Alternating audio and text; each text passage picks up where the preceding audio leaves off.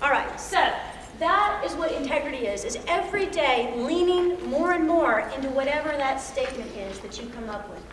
Getting clearer and clearer about who you would be if you were completely whole.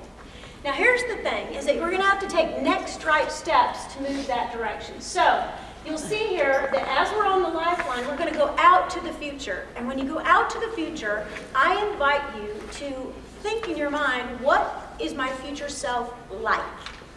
What is it like in the future? You go out and you say to yourself, out in the future, I am this kind of woman doing these kind of things, right? And you, in your mind, use your imagination, like Kelly, who's going to speak next. I mean, she's a genius at using her imagination and her stories. And so you start to tell yourself a story about who you're going to become. And you need to do that work.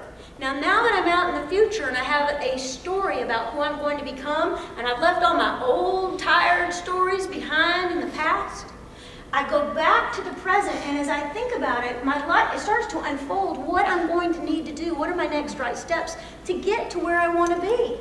And so that is the retrospective. So when I speak of a retrospective, it is back to the present from the future.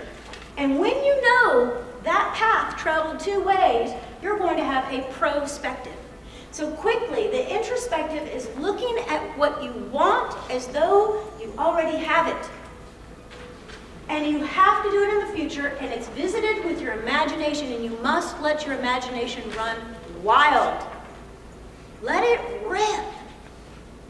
And it's in great detail. It must be possible. Probability is not considered. So let me describe this person. This person is African American, has struggled with her weight her entire life, was abused as a child, grew up in Mississippi, and is a billionaire. Oprah. Oprah. Is that possible? Yes. Was it probable? No. But I imagine that Oprah had a vision of who she might become. And she leaned in every day, a woman of integrity, putting one piece in one piece, making herself more whole. Will Oprah be perfect before she pops off the planet? No. No, but she's going to die trying, right? And so you look at your retrospective. To meet yourself, it's important that you name yourself out in the future. It's important that you get a memory that you want to make in the future, and that you have an awareness of what it will be like. That's coaching language. What will it be like? Now, I have two case studies for you as well. Is this couple happy? Okay? These are two of my clients. That is Amy and that is Don. One lives in Connecticut and one lives in Charlotte. They keep telling me on separate phone calls, I wish I could meet a nice guy or gal. I say, well, Amy, why don't we go ahead and plan the wedding now? She's like, you're crazy. I said, no, let's let our imaginations run wild. I said, what is it that you want? Let's name it. She says, I want a marriage. Okay? All right? And what does that look like? It's going to be a wedding. And then she says, this is what I will be about. I will give off the essence that I am lovable, and that through my ability to realize that I'm lovable, other women will see that they are lovable. So I introduce Don and Amy. Don comes down from Connecticut. I say, I'll meet you guys at the restaurant. I don't want anything funny happening here. Make sure Amy's safe, because, I don't know. You got to be careful these days, right? So I meet them. They're kissing and making out, drinking Pinot Grigio when I get there. And that's why they're so happy, okay? And so that is great. Now, this is Linda. Linda tells me, I grew up in a time where you had to be very traditional. I had a dream. This is what I wanted. I wanted to be beautiful. I got pregnant right away. I started having a family at a very young age. She says, I wanted to have the model's life. I wanted to be a model, Nicole. I was always told how beautiful my eyes are, and they are blue like my dress. She says, here's the essence.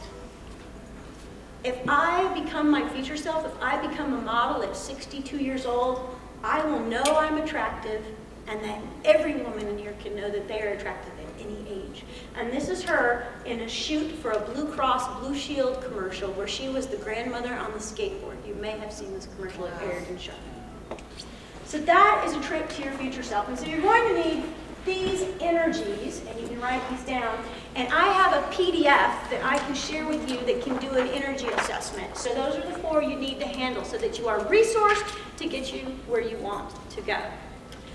So what I want to do is just tell you this last story about energy, because I think it's imperative that you know what, brilliance looks like. And I witness it all the time, but I think we're so busy in our minds we're not paying attention. So I have the privilege, my husband is just a wonderful earth person, solid, steady, reliable David Greer, and he works his tail off. He wins a sales contest. We go to Mexico. I haven't been anywhere. I'm so excited to go to Mexico. We go to Mexico. It's over spring break. It's Sunday morning. It's Easter. My husband says the doors are open. We're going to go. I say, yes, sir. We get on our Sunday best. We go downstairs. I know this much Spanish. He says, tell the guy we want to go to church. So I say, Iglesia, por favor. He says, no problema.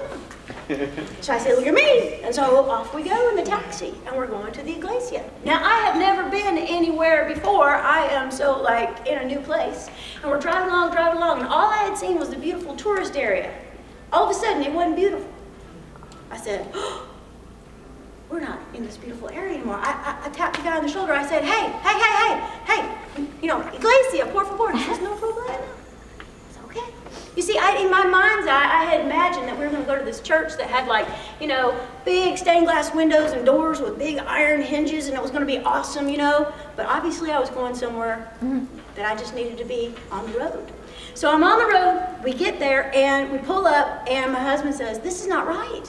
And I tapped the guy again, and I said, Iglesia, por favor. And he says, sí, mi iglesia. Which means what? My church. And so, I have one of those faces that, tells you what I'm thinking even though I'm not saying it. And I was like, oh, no problema. And so he keeps saying, go around the wall, because all there is a cinder block wall. He's like, go around the wall, go around the wall. Just keep pointing like this. And I'm like, okay. So we get out of the car, my husband's leaning in going, you'll be back in una hora, and get us and everything. And the guy's like, no problema. We're like, okay. So we go around the wall, there's a sea of those white chairs. Those white chairs you buy at the Walmart every spring, 4 of them, they're $4 a piece. All right, there's a sea of them, and they all say Corona Light on the back. And my husband's like, I think this will work. I'm like, okay. And so we just go in, and we have a seat in the Corona chairs, and we're sitting in the Corona chairs, and we realize, we're not really going to understand the language, but we're going to get the essence of this place, right? We're going to get the essence. And so we sit down. Now, this family comes in and sits in front of us, and there happens to be a little 5-year-old girl. And so I think, okay, that's the girl, that's the people watching I'm going to do today. I'm going to observe her. Well, every time another family comes in, the mother's like, this is my daughter. And the daughter's like, I'm fabulous. Look at me, new dress. And I'm like, she's delightful. And a little while later, the priest comes out. He comes out, and he's got this big silver bowl, and it has a paddle in it. And he proceeds to dip the paddle into the bowl and spray it out over the congregation. So I'm like, oh, I get it. It's a blessing. Okay? I'm going to get a lesson today, and I'm going to get a blessing. This is what I came here for. This is what I want. And so he's dipping it in, spraying it, right? And he's about to come around towards me. I think to myself, just lean in a little bit, and you'll get what you came for. So I'm all poised and ready. I get my sprinkle. Done. That's what I came here for. Now I'm watching my little girlfriend in front of me. She, too, is a wind, and she's leaning in. I can see it in her style, her grace, and she says, I'm gonna get some. But guess what? She didn't get a drop. And do you know how I know? Because she turned to her mother in that international, intercultural way, pulled on her dress, and said something in Spanish that I know was, I didn't get any. And the mother turned to the daughter in that international, intercultural sign and said, don't you worry about it. But it was all in Spanish, but I knew exactly what was going on. But the little girl stood there, and she put her hands on her hips, and she thought to herself, wrong, wrong, wrong, wrong, wrong. That's so wrong. Because I know what I want. And I'm not going to let some kind of rules hold me back. I'm going to go get my blessing. So before her mother knew it, that little girl was out the Corona chairs and down to the front. The priest was setting down his bowl, and she stood there and she said, ami, ami, ami, which means, At me, at me, at me. And the priest in his international intercultural sign said, just a minute. He turned around, got the bowl, dipped in the paddle, and began to splash her with good measure. And she got what she wanted. Now, where is everybody on the feeling scale now? They're euphoric. It's like, oh, look at that girl went and got what she really wants. So that's my invitation to you. Who is your future self? What do you want? And will you come out from your Corona chair and go get it? I'm the Vibrant Coach. My name is Nicole Greer.